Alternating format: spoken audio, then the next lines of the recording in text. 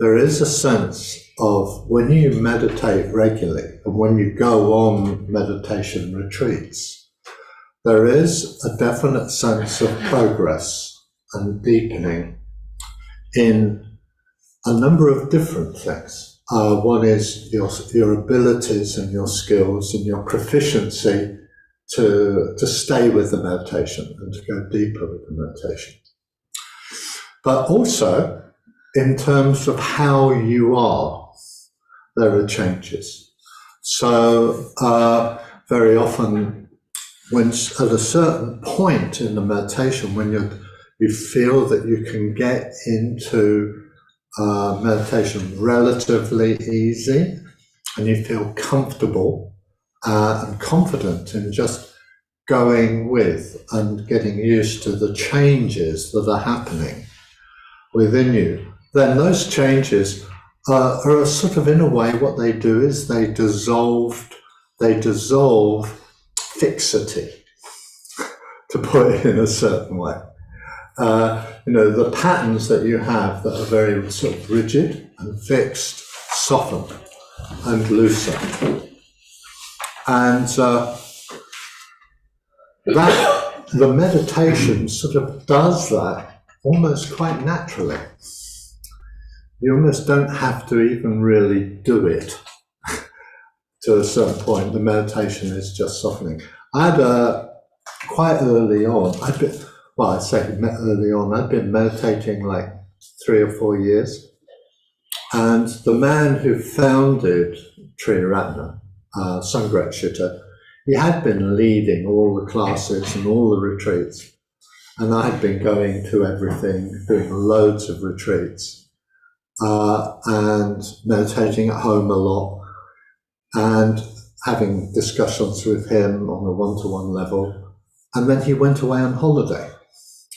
And then, while he was away, it just seemed like everything shifted in me, and I couldn't recognize myself anymore. My experience seemed really different. And I wasn't used to it being so different. I mean, I had noticed changes and difference, but this was really quite a big difference. And I didn't know how to handle it. And I would talk to people, and everyone gave me good advice. Oh, you should go back to the other group, or you should take up therapy, or, okay, no, I don't think that just giving me advice is helping. And I got more and more confused, actually, from all the advice I took. And then the afternoon of the day that Sangret Chitta came back, I was knocking on his door. He probably thought, oh God, give me a break. And I went in and I told him what was happening, and that I didn't know what to do with it. And he just said, get used to it. And that was it. And it was absolutely, of course, why didn't I think of that? So obvious. And then everything changes. And within a day or two, I had adapted, actually, to everything was different. And again, being careful not to fix it too much. Things were much more fluid. I became more creative in my life and world, and things I was doing. And that, it was definitely different. And there was, so sometimes it just happens slowly. And you just notice, maybe after a while, that you are thinking about things more progressively or more positively, with less pessimism, for example. And you just know, oh, actually, I'm up for things more rather than just saying no to everything, which I did before. So the changes can happen quite gradually. And then at other times, it can seem like it's quite a big thing. It just happens, and everything seems different. And the way you were has shifted. So both happen. And I think it's just useful to know that. I had a very dear friend who had been meditating a long time, and she said at a certain point, I wish someone had told me that this was going to happen. So that's why I'm telling you. So that you don't go, oh God, what am I going to do? Just get used to it. Go with it. Find the direction, positivity. Keep your acuity going, and you'll be fine. Yes. Sorry, So can you keep it short, because I'll say it back for them. Do you mean it was a big change that you noticed in your meditation, or in your life? In your life. In your life. So the question was, do you notice it in your meditation, and then she did that, or in your life? So yeah, I think that the implication there is that meditation changes your life, basically, and that's certainly what I notice.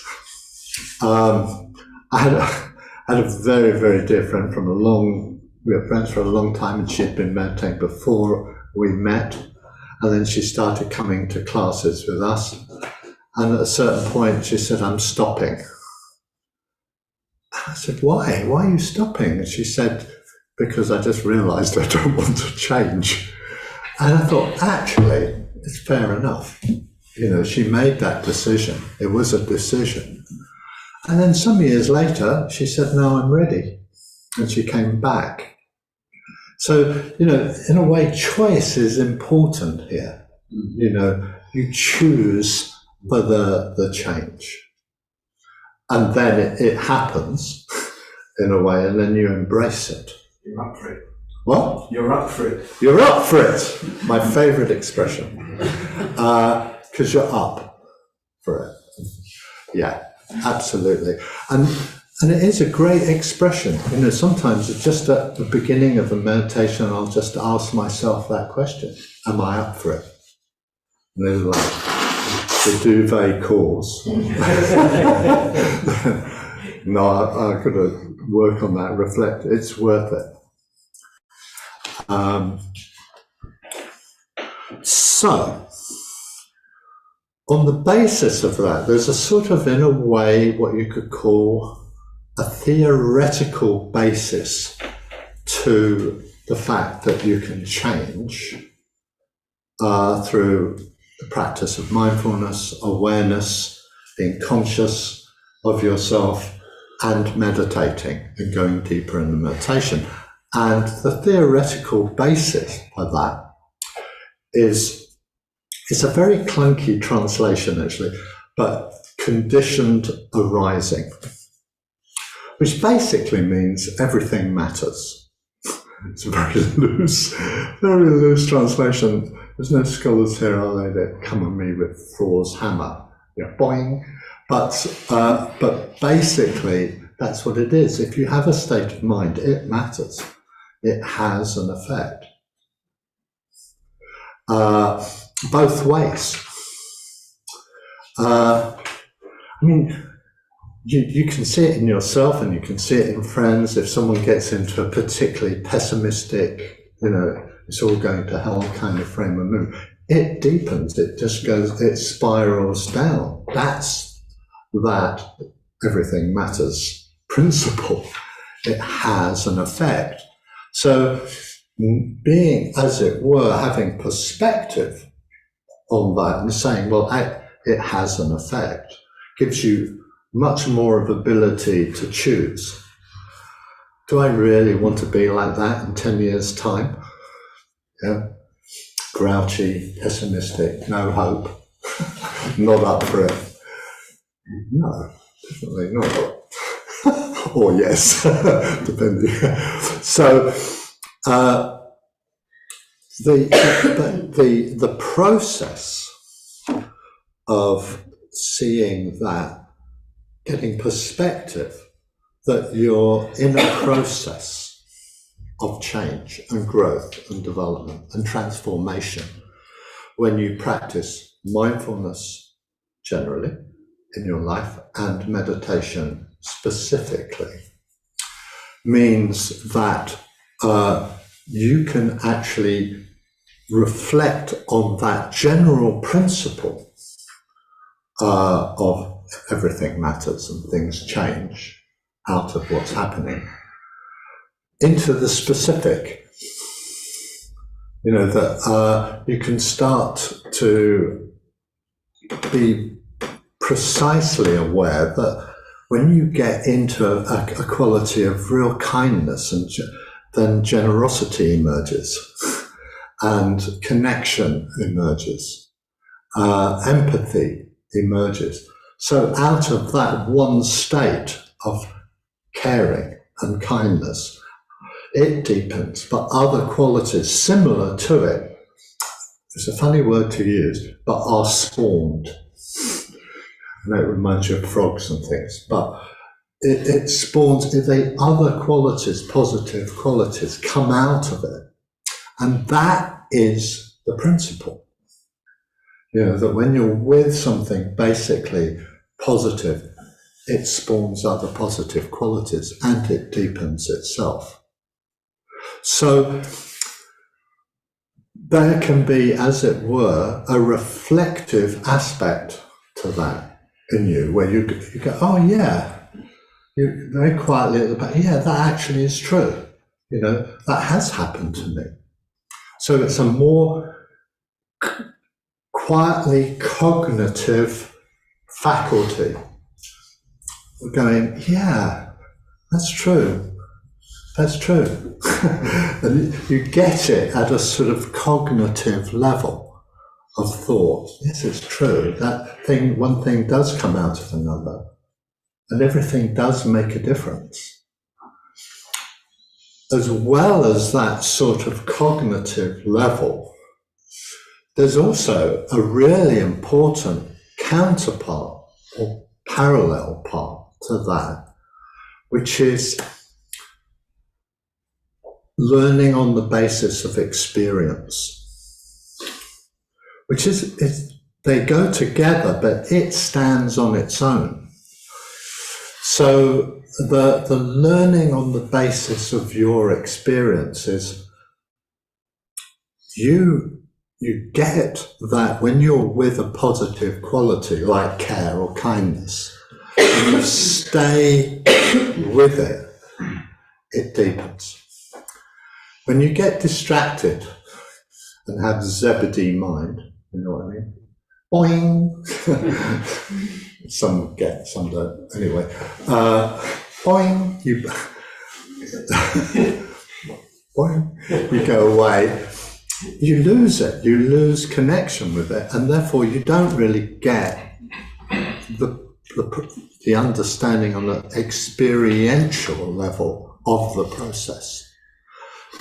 You're just back with the cognitive, but you need the experiential level of understanding, inverted commas. And that comes from the skill of being able to stay with what's happening. It's cool, isn't it? It's just a cool truth. It's just so obvious when you think about it. And one of the really great things about meditation is that you're training yourself to stay with something.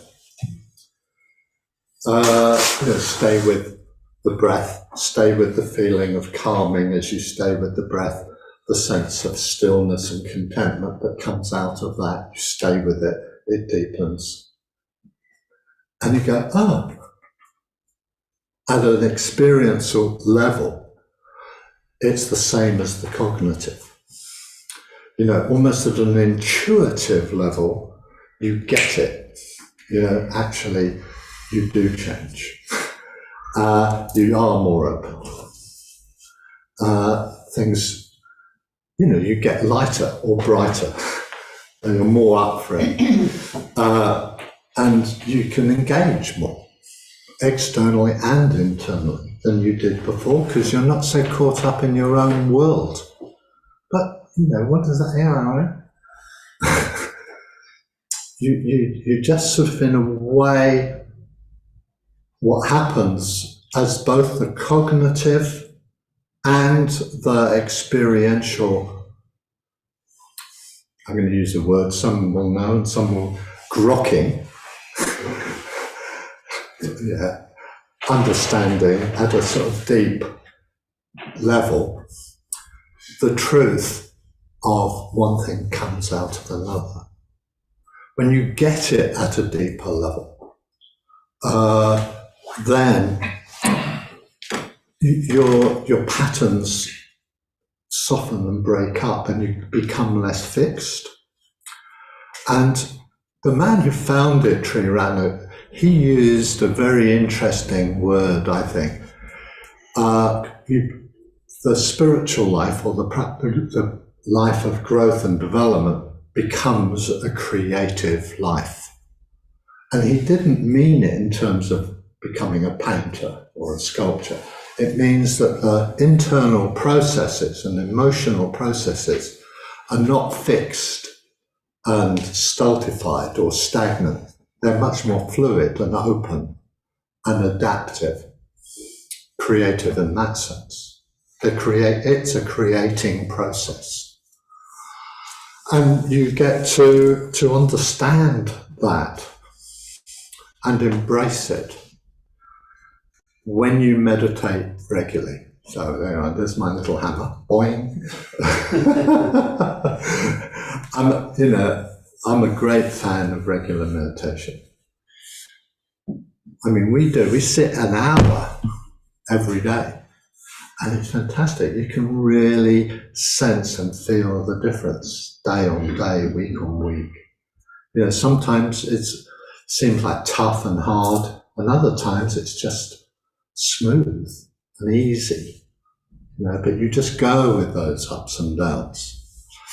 So if you're really new to meditation and this whole thing that I'm talking about, I would say definitely decide to put a bit of time aside every day. Put it aside and just go, he said it was a good thing, I'll believe it. And just do it, until you find out for yourself, because that's how it works. There's certainly a point saying, well, yeah, it's true, it really does work. So you find out for yourself. But for the moment, I'm just encouraging you. It doesn't have to be for an hour either. No, that's for us.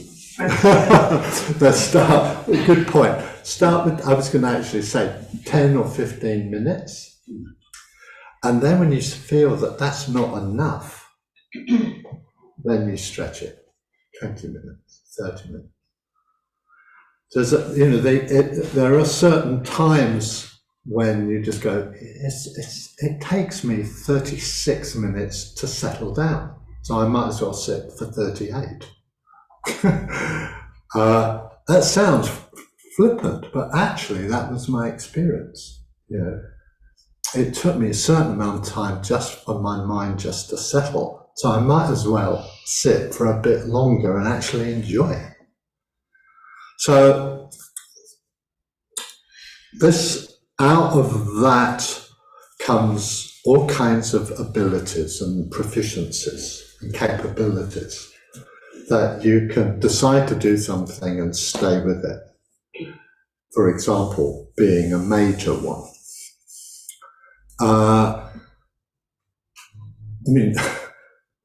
This is such one of my little,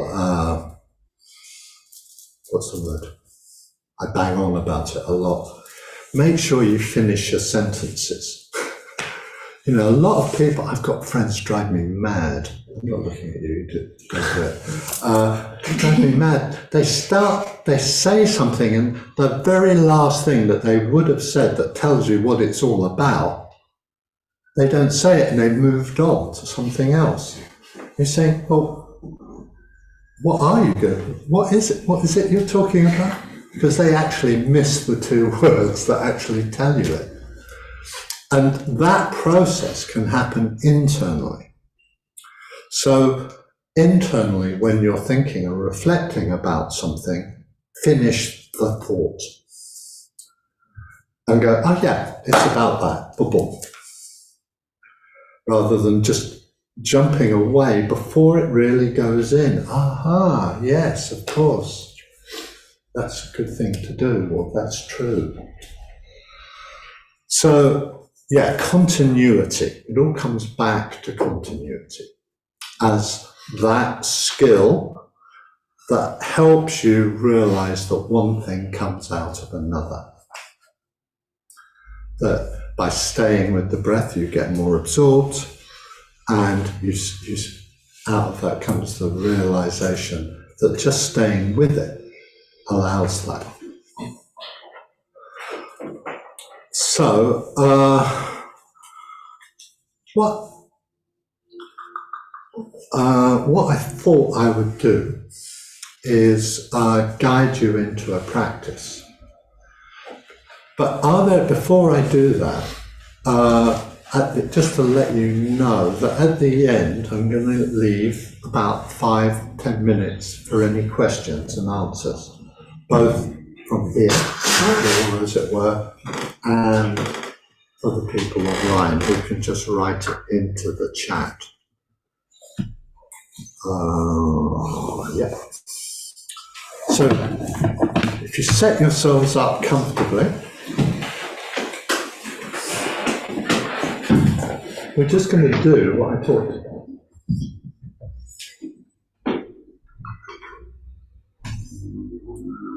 So, arriving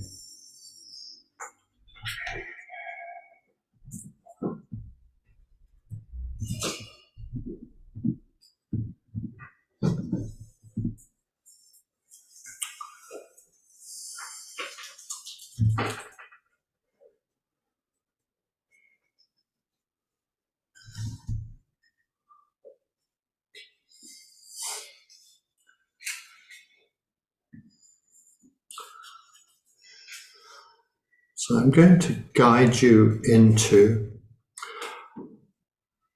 a sort of truncated, made up meditation on loving kindness. Just 2 or 3 stages, just for you to get the experience of staying with the quality of care and kindness.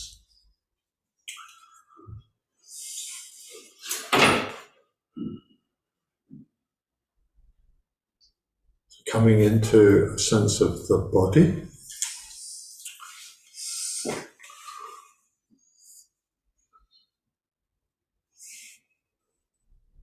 Especially the heart, chest area now, how it feels.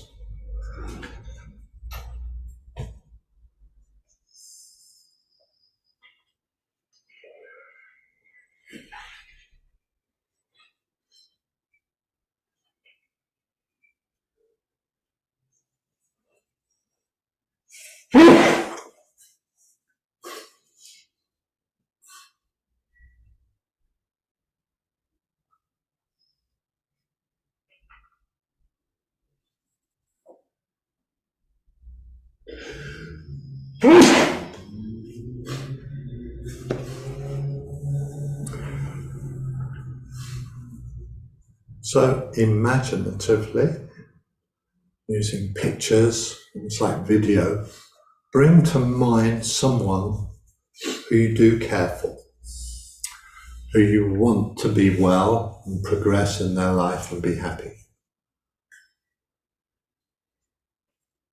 You might take a moment to find someone come forward, as it were. It might be a cue, but just pick someone.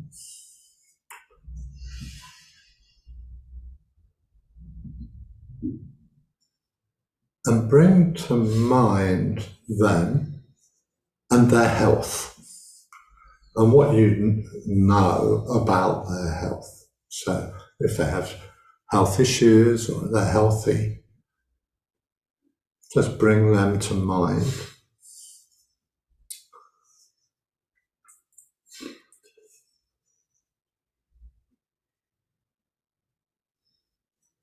And having a sense of, are they taking care of themselves?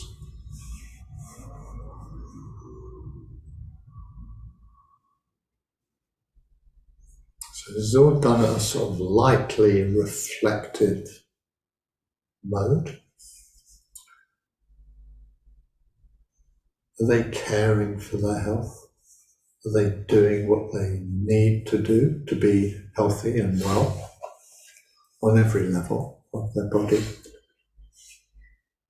Dentists, opticians, bones, and so on.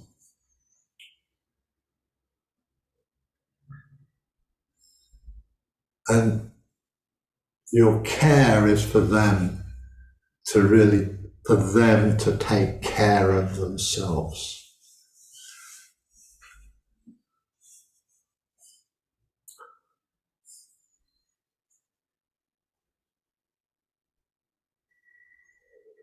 And that they're taking care of themselves really serves them well, and they are well and healthy. They're doing what they can.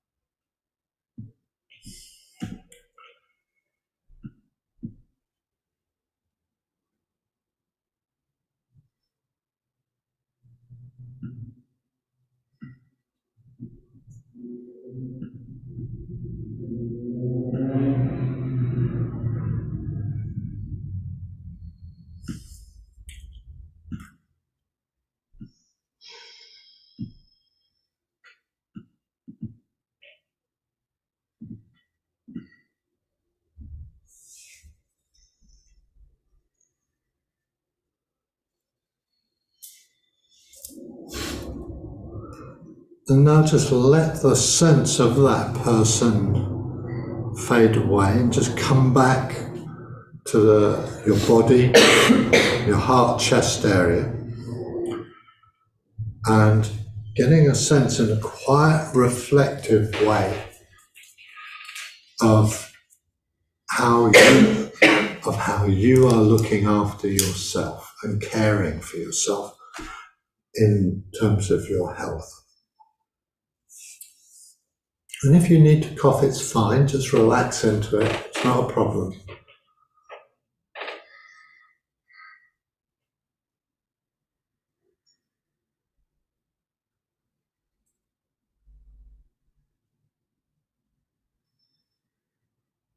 And engaging with that quality of being, as it were, behind being well and doing what you need to do to be well.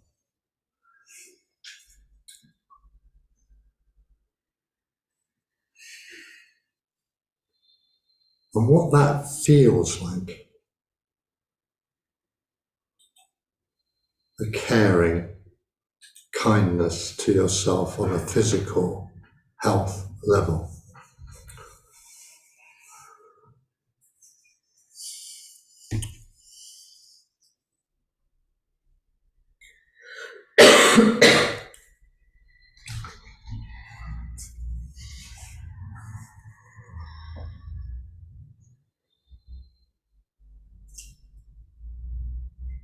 And is there anything that's missing from the way you look after yourself? Just asking yourself that question quietly at the back of your mind.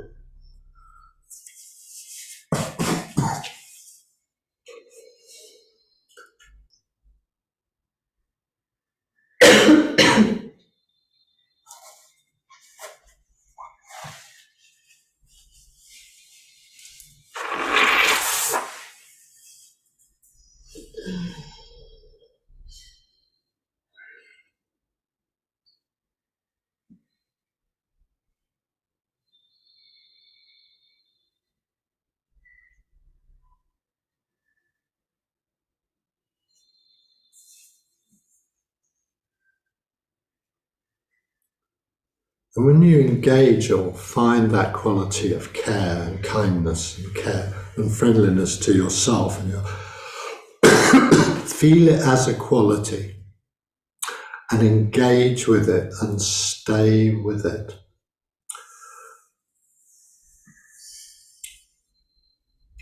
Let it, as it were, fill you. Be receptive to it and stay with it.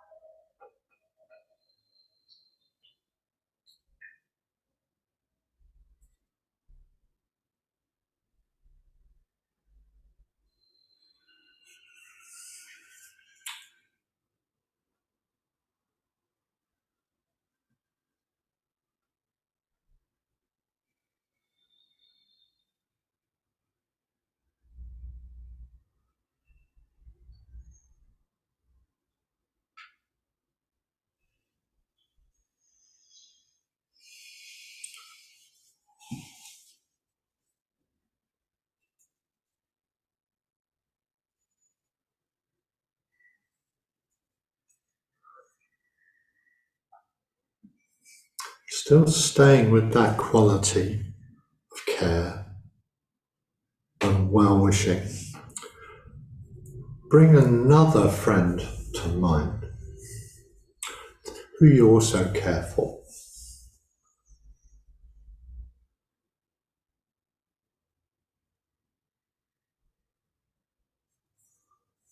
Let that care, as it were, permeate the sense or image of them, and that they are doing what they need to do to deal with their ups and downs of life, and wishing and hoping and caring that they do what they need to do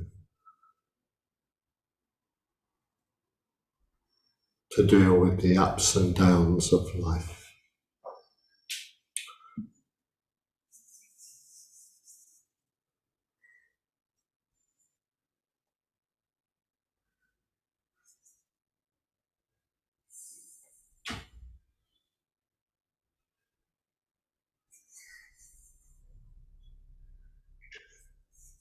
And as the quality of that care comes forward, staying with it, keeping a continuity of it.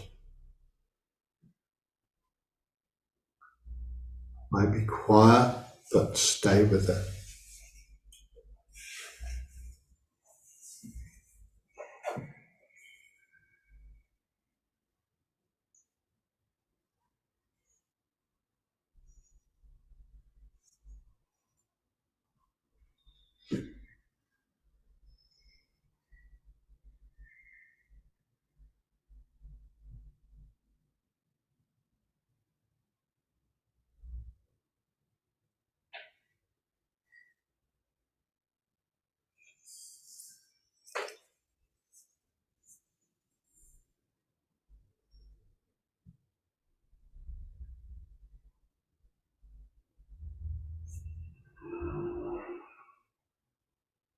And letting the sense of that person fade away, coming back to the sense of your own body, the heart-chest area particularly.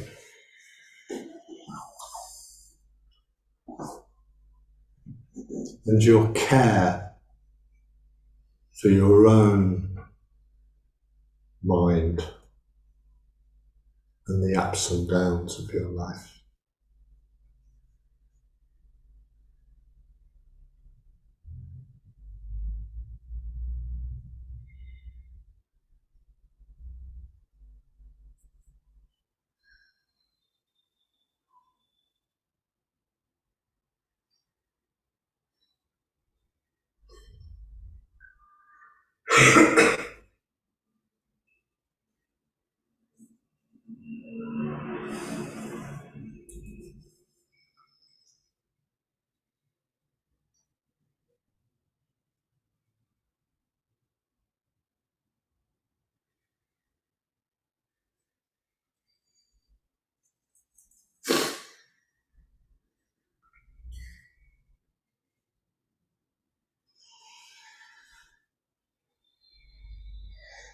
Bringing in, as you're aware of yourself and your life, the care for yourself as a growing, learning person.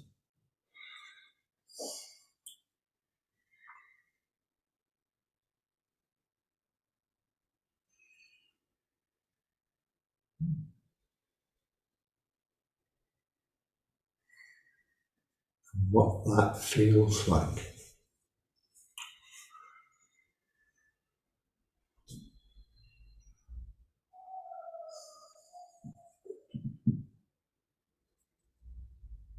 Staying with it.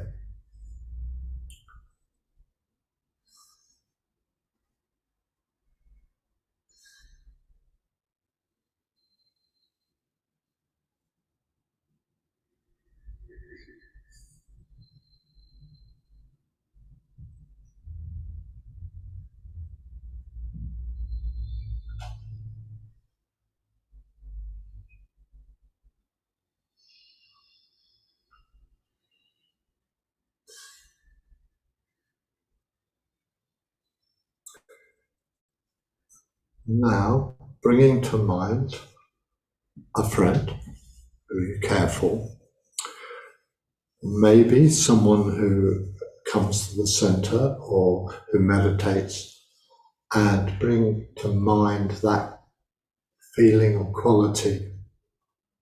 May their efforts go well in their growth and development. May it all go well for them. May they stay with it and reap the fruits of their efforts. And that underlying quality of hoping and caring that that happens.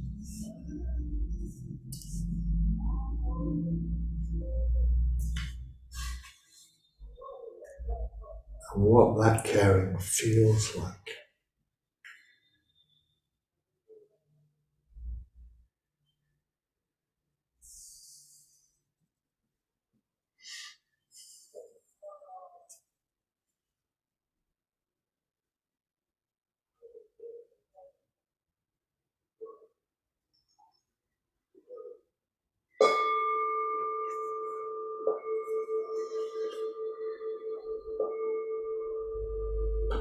And resting.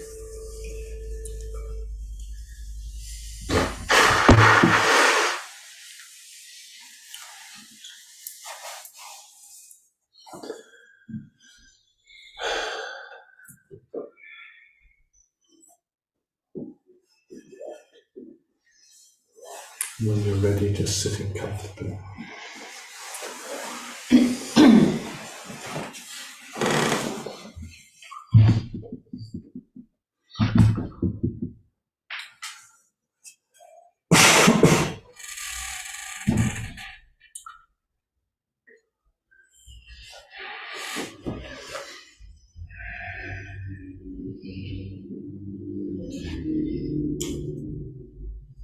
So just a few words about that.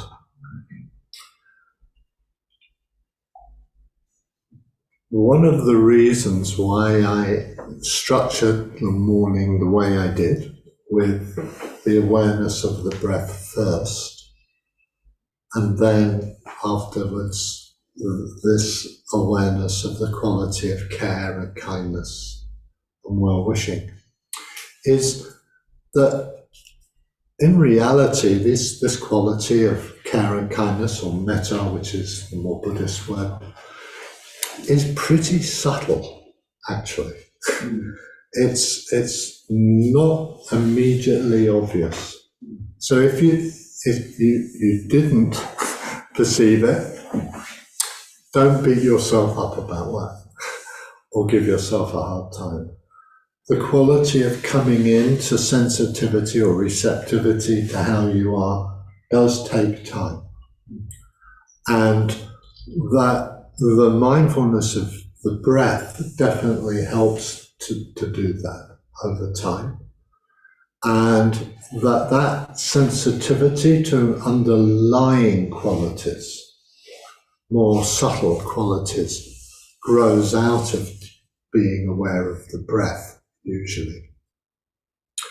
So in some ways, for most people, I think, that the Metta Bhavana, or the development of and experience of these qualities of care, kindness, being for people, their health, their well-being, their growth and development, it grows over time. It comes over time.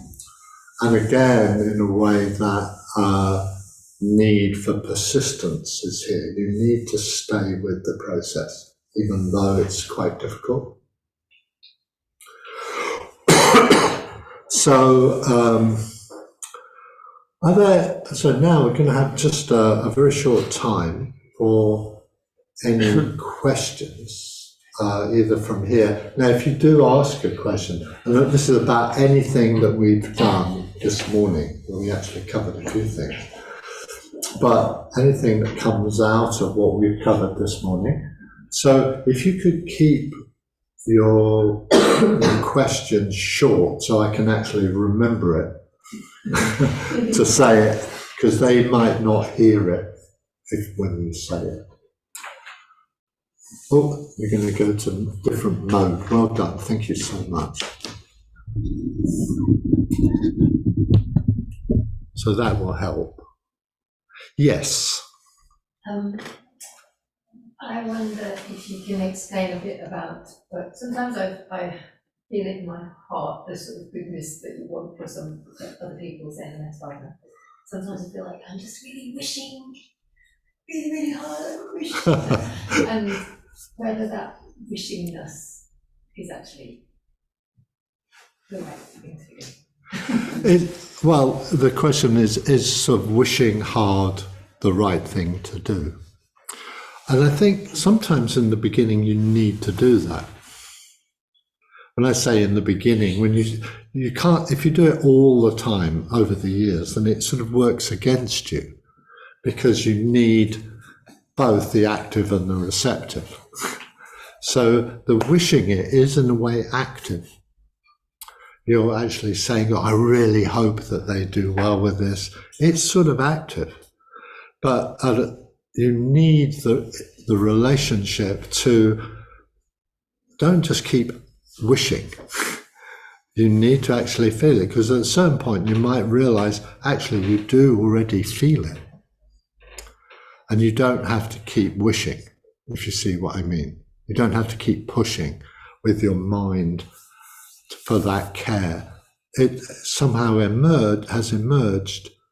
So that's where the receptivity comes in. And the thing about that is that the actual quality of care might be different from what you think it is.